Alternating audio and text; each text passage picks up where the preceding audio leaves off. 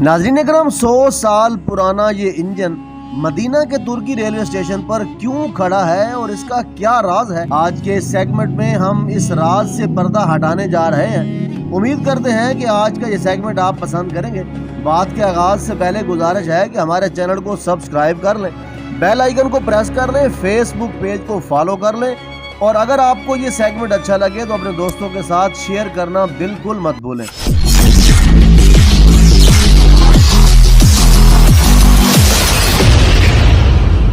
کسی بھی مسلمان کے ایمان کی تکمیل اس وقت تک ممکن نہیں ہوتی جب تک کہ اس کے دل میں ہمارے پیارے نبی صلی اللہ علیہ وسلم کی محبت دنیا کی ہر شے اور ہر رشتے سے زیادہ نہ ہو جائے۔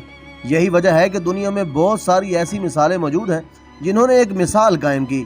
یہ ہر مسلمان کے دل کی خواہش ہوتی ہے کہ وہ اپنی زندگی میں کم از کم ایک بار خانہ کعبہ اور روضہ رسول کی زیارت ضرور کر لے۔ اس حوالے سے حکومتیں اپنی عوام کو اس روحانی سفر کی آسانی کی سہولیات فراہم کرنے کی کوششیں ہر دور میں کرتی رہتی ہیں۔ خلافت عثمانیہ کا دور ترکی کی اسلامی حکومت کے عروج کا دور تھا۔ یہ وہ وقت تھا کہ جب خلافت عثمانیہ کو نہ صرف دنیا بھر کے مسلمان قبول کرتے تھے بلکہ اس کو اسلام کا مرکز بھی مانتے تھے۔ اس وقت کے حکمران خلیفہ عبد الحمید ثانی کا شمار بھی ایک عاشق رسول صلی اللہ علیہ وسلم کے طور پر ہوتا تھا۔ اپنے دور حکومت میں انہوں نے ترکی سے لے کر مدینہ تک ایک ٹرین سفر کا آغاز کیا، جس کے لیے ترکی سے لے کر مدینہ تک پٹڑی بچھائی گئی تاکہ ترکی کی عوام سفر عشق بغیر کسی دشواری کے کر سکے۔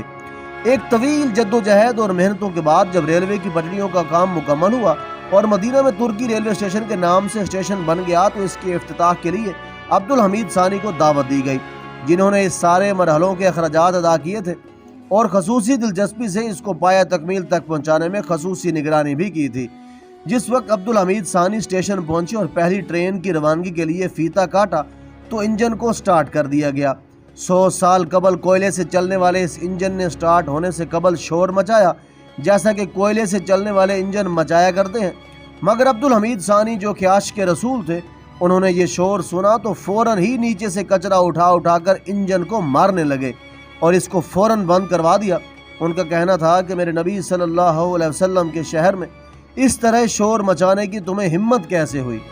اس کے بعد یہ انجن بند کروا دیا گیا اور عبد الحمید ثانی نے اسی وقت یہ حکم دے دیا کہ نبی کے شہر میں ایسے شور کرتے ہوئے انجن نہیں چلیں گے، اور اس کے بعد انہوں نے فوری طور پر بجلی سے چلنے والے انجن منگوانے کا حکم دے دیا، جس کے بعد پہلی بار مدینہ سے بجلی عبد الحمید ثانی کے حکم سے آئی اور اس کے بعد بجلی سے چلنے والے انجن بھی چلائے گئے، مگر وہ بدنصیب شور کرنے والا انجن آج بھی شور کرنے کے جرم کی سزا ترکی ریلوے اسٹیشن مدینہ پر کھڑا ہو کر بھگت رہا ہے۔ اللہ رب العزت اپنے محبوب سے محبت کرنے والے سے محبت کرتا ہے۔ اللہ سے دعا ہے کہ ہم سب کو یہ شرف حاصل کرنے کی توفیق عطا فرمائے۔ آمین یا رب العالمین۔